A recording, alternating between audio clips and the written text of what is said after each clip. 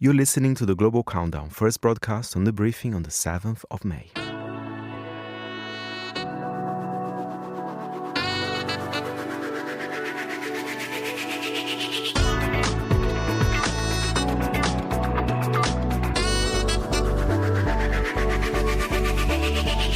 It's that time of the week again and time for the Global Countdown, and joining me is Monocle's senior correspondent, Fernando Augusto Pacheco. Now, the Eurovision semi-finals kick off in Vienna next Tuesday, Fernando, but let's talk about the politics this year. Several countries are choosing to boycott the contest because they don't think it's right for Israel to compete against the backdrop of the situation in Gaza. What difference do you think it will make to the contest itself? I think it will make a huge difference because, a lot of the countries there are not there anymore, at least this year. They're so important for Eurovision cultural history. I mean, I can talk about Ireland here. Mm-hmm. They won 7 times, a record together with Sweden. We don't have Spain as well, which is one of the big 5. They will be missed. But it's also interesting how the vast majority of countries, they are there. And I think that we're only going to see real change in perhaps if Israel belongs to the EU or not, only if one of the major countries. And who are the major countries? Well, I'm guessing here the UK, Germany, France, because even the number of countries that we have here, 35, which is your kind of usual number. Because usually every year some countries, they drop because sometimes of financial concerns as well. But by the way, besides the politics, before we start the top 5, I'm talking to Eurovision royalty here. Wow. I remember when you told me that you've hosted a song contest. I mean, my jaw dropped. Well, only because we were talking about the Eurovision and that we might talk about it this week, and I felt I should let you know that I many years ago, and it was still colour television, I hosted the Eurovision Song Contest in that kind of stream of years when Ireland won about 5 in a row, and I think it was the second year Ireland had won the year before for the first time, and then Ireland won that night again. Yeah, it was an unforgettable experience. But when it comes down to it, I think you've been to more Eurovisions than I have. Since 2013, official Eurovision correspondent here from Monaco, and I'm very excited to go to Vienna next week as well. So you've got 5 songs that you think are going to be really special at this year's Eurovision. But let me first, before we go to them, what is your criteria for a good Eurovision song? This is actually is not even a personal criteria. There are websites where you can actually, make a bet in which song you want to win. So, I did a compilation, and those are generally the 5 favorites. And of course, things can change and you know why they change? Because, we see videos of the rehearsal. Sometimes the song is great, but will the act be good on stage? Sometimes the clothes is not right. Something is not right. The song is great on a video and on a produced package, but sometimes we need that raw emotion on the night. So things can change. But shall we start at number 5? Yes, let's. We're heading to France, and this song always a strong candidate. Always strong. It's been a while since they won, so who knows? Maybe this is their year. With Monroe, we Regardez.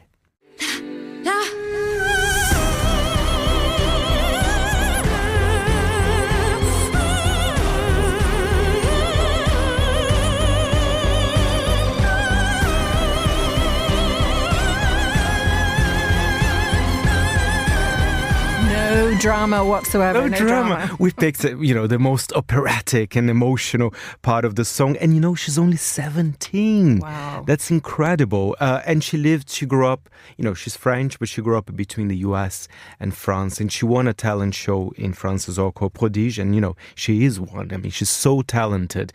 So maybe it could be the year that France is back. And then we have Australia as your number 4 and a very famous chanteuse singing there. Very famous, and it's interesting. Eurovision is becoming that mix. We have a lot of new talent like Monroe, but we also have, Delta Goodring. I mean, she's one of the most successful Australian acts in history. So it's quite an interesting choice. Maybe Australia, they haven't been doing that well in recent years, I have to say. So I think they are, throwing pushing Delta. the boat out. Oh, yes. This is a very nice ballad by Delta Goodring, and number 4 representing Australia with Eclipse. When we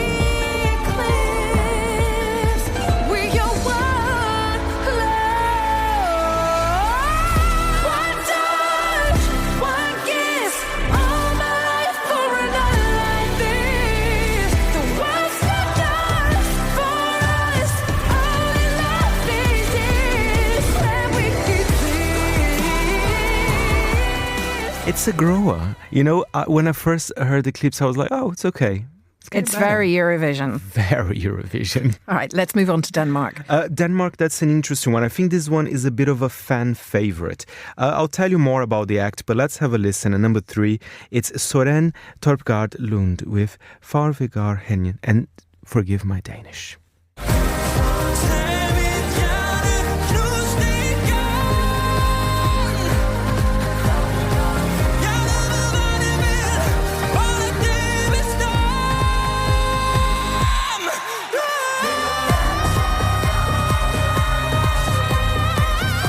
He's got the right outfits, you know, he's very good on stage, and no wonder he performed in Denmark for West Side Story, for Kinky Boots, Romeo and Juliet, so he's a very kind of experienced actor, especially for musicals, but now I think he's focusing on his career as a singer-songwriter and Eurovision potential winner. So he should have a strong performance on the night. And then Greece. Greece is your number 2, or the fans' number 2, but either way. Absolutely. So Greece is back with the very fun Achilles with Ferto. I actually had the pleasure to speak with Achilles a few days ago. The interview will be out very soon here on Monocle Radio. It's quite interesting because when you hear the tune that we're going to hear, you know, it's much deeper than you might think.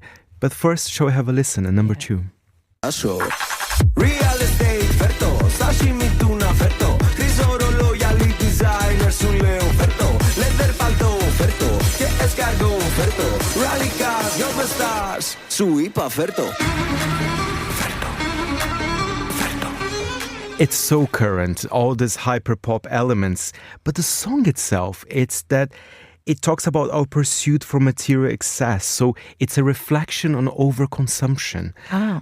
And it's funny when I spoke to him, because he did grow up, you know, when Greece had the economic crisis. So there's kind of some kind of social politics into this song as well. I was going to say, this is so Eurovision as well, because there are so many typical Eurovision types of songs, but it's a very strong entry. And your number 1? Number 1 is the song, I have to be honest, is the only one from the top 5 here that give me goosebumps. It's very good. I'm sorry to say, I'm going to be very clear here. No wonder is the favorite, and I hope they win, because what an interesting performance. Well, we're going to listen to it and then I'll explain why I find it so interesting. So for Finland, this is Linda Lamperius and Pete Parkkonen with Likenheiden.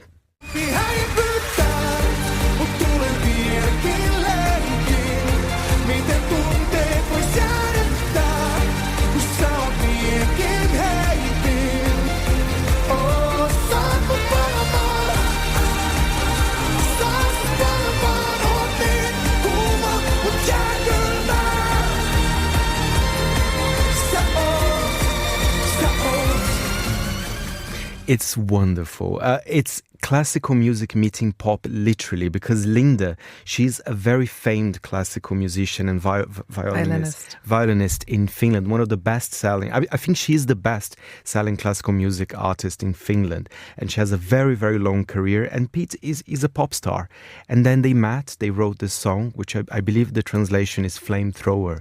And when you see that on stage, there's fire, there's violins, there's everything you can possibly imagine. Tell us briefly before you go, you are actually going to go and be in Vienna. What are you expecting? What's it like a typical Eurovision night? You've been to so many. Oh, it's so many. It's sometimes quite unpredictable. Sometimes you are at your hotel having breakfast and it's like, oh, the Serbian entry is just there close to me. It's a really nice feeling going to cities. And it's interesting now, Vienna, because the last years, you know, was Basel, Liverpool, fairly small towns, but this time we're going to a big capital. I'm very, very excited. And yeah, it's always a very special period of the year. The year I did it was in Mill Street in County Cork, and there was a Eurovision village, and the atmosphere all week was just electric. I missed a lot of it because I was either in rehearsal or doing an interview, but I can tell you it was something that stayed with me for days and weeks afterwards, just in terms of the vibe itself. It was really extraordinary. The city changes. I've mentioned here a few days ago that I think almost 100,000 tickets were sold for all the Eurovision events. So the city will be so excited.